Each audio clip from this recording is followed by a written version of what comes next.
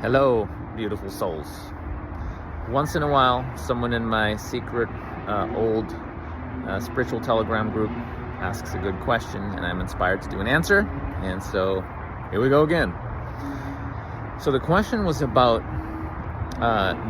having experiences, sometimes on plant medicines, where you have this profound, life-changing sneak peek into our true nature as love.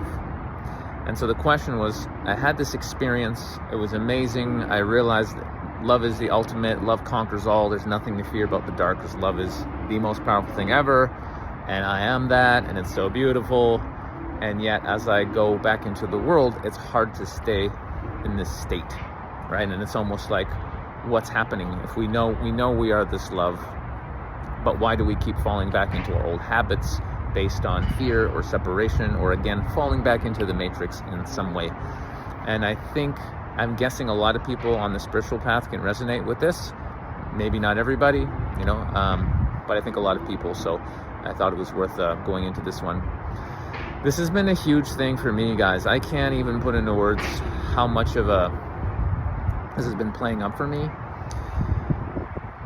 Personally, I have had the most mind-blowing, cannot be put into words in any language, awakening experiences where, as I said, there's just, we are love forever experiencing itself. The creator of all that is, literally that which we call God, is love. You know what I'm saying? Like, love is the being that made all of creation. Okay? And we are that. And to sit in that and know that and be like, it's you can't even talk. You're just like, and there's just love, and it's just you forever. No beginning, no end. It's just you. So how can we be in those states, right?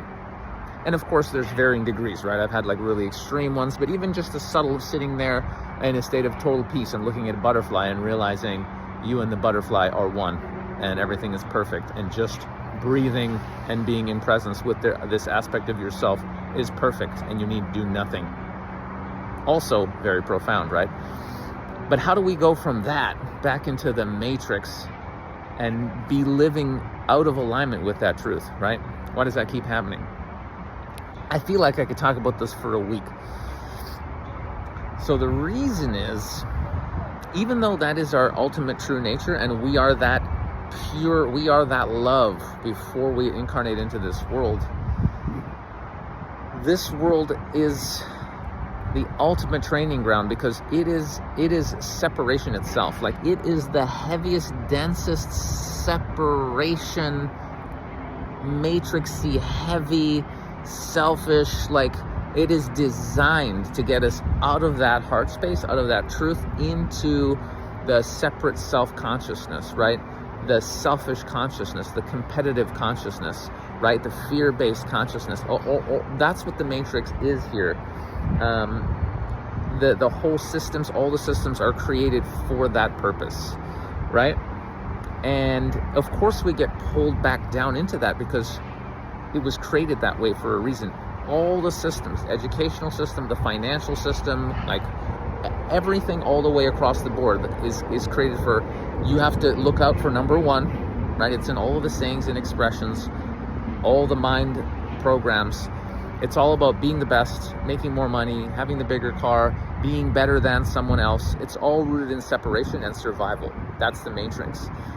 And when you have to work 2-3 jobs just to pay the rent and feed your kids, it doesn't leave you with much time to go into those spiritual aspects and discover the infinite loving being that you truly are.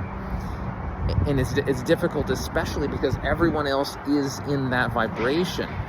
And even if you're like, when I've had those experiences and I come out of those and I'm just like loving on everybody, spreading that love, trying to hug everybody and shit, like making like love shirts and giving them out to people. Some people get it, and they're like, that's really awesome. But other people are like, what the fuck is this guy doing? Like, it is in the ego, that personality that people are in, which is rooted in separation for most people, doesn't trust a being that is actually coming from true, unselfish love. And so you will have people like be afraid of you and not trust you if you are actually coming from that love vibration. If they're not ready for it, or if they haven't experienced it, or they're just not there yet in their journey. When everyone around you is in that separation and you're actually coming from love, you're a freak. You're a love freak. And it's that's what it is, right? It's shocking and it's weird and it's fucked up, but that's kind of how it is. That's kind of how it is.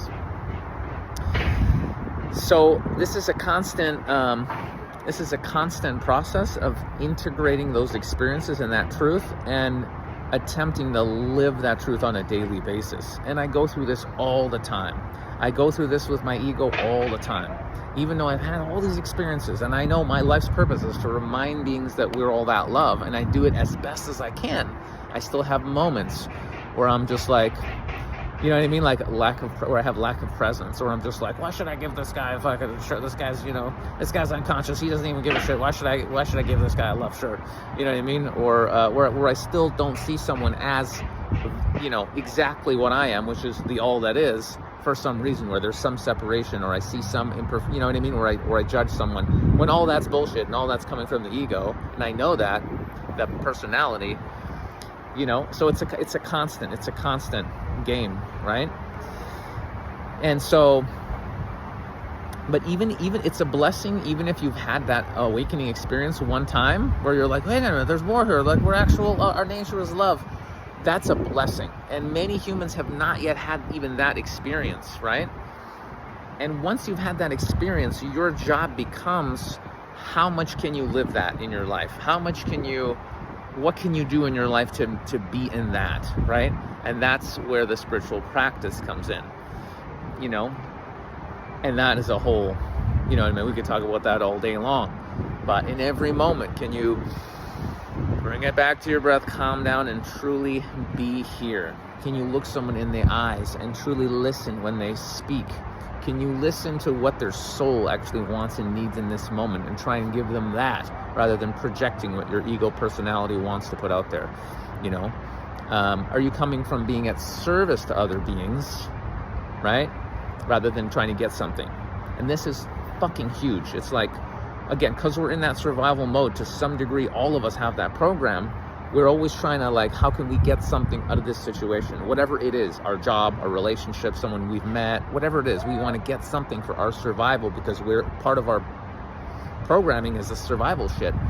But when we switch that, and we know what we and us and the divine are one thing, and if we as this incarnation, if we decide that we're truly at service to the plan, we are here to serve creation and help other aspects of ourselves in their awakening journey, in any way that we can, right? We all have different gifts. We all have gifts, though, that's for sure. When we make that switch and we're just here at service, we distance ourselves from that aspect, that separate aspect of ourselves that's in that survival, that you can call the ego, the mind, the separate self, the selfish separate self, We distance ourselves from that, and the more we love and the more we give, and the more we give truly unconditionally and selfishly, knowing the divine provides for us and everything will be fine as long as we're in service to the divine, and we listen to our guidance, and we just give from that place of love, knowing everyone out there is a version of us, and it's all one. The more we move into that space, the more we can let go of that separate selfish self. But this is a lifelong process, and even after, again, I'm speaking from personal experience, even after the most insane self-realization and crazy fucking experiences, it is still an ongoing journey of refinement, of constantly listening to spirit and being at service and helping others, and not being caught up into the selfish ego bullshit. Ongoing process. But that's it. That's the game. That's truly the game here that we're playing. How much can we be at service to the divine while, seeing our ego and its survival shit and blah, blah, blah, and being like, yeah, that's cool, that's nice, but that's not who I am. That's just an aspect that's there. And how much can we focus on service and love and the divine plan and our role in that divine plan, in that awakening, the global awakening that's happening, our own awakening, helping other people in their awakening. So it's beautiful, all you beings that have had that experience. just keep going and try and be the love as much as you can. That is the greatest service. Love other beings. That is the greatest service in any way. I was having a good talk with my homie BG the other day, and he was also saying the same thing. He was like, people are going and doing all these spiritual courses and all this kind of stuff, or they're trying to start channels to give people like advice and shit. But it's like, what are you doing in your life? Like, did you help your neighbor, you know, yesterday when they needed your fucking help? Did you help the old lady, you know, across the street? You know what I mean? Like, what about the friends in your life? Are you taking care of them? You know what I mean? We all have things in situations in our life when we could be loving and giving and practicing that ultimate truth of oneness. And are we doing that? You know? And the way the universe works is the more we step into that truth and trust that we're protected and we serve others, the more the universe puts us in positions where we can be a greater service and do greater good. And that's a constant letting go that never ends. It's just a constant letting go, letting go, letting go. And it keeps going. And we've all got our strengths, shit that we're really good at, and we've all got our weaknesses, stuff that we're not so good at.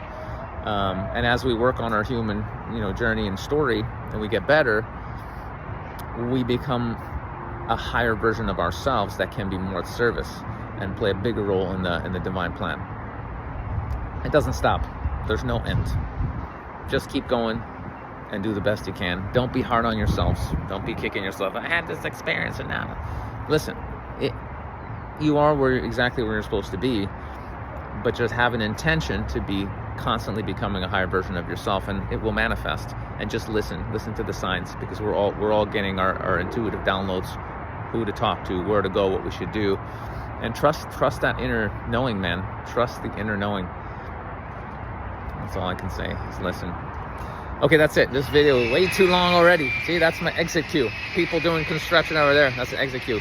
Love you guys. I'll stick this up somewhere, and yeah, let me know if there's more things I should rant about. I like ranting. All right. I love you guys. Keep loving. Wow.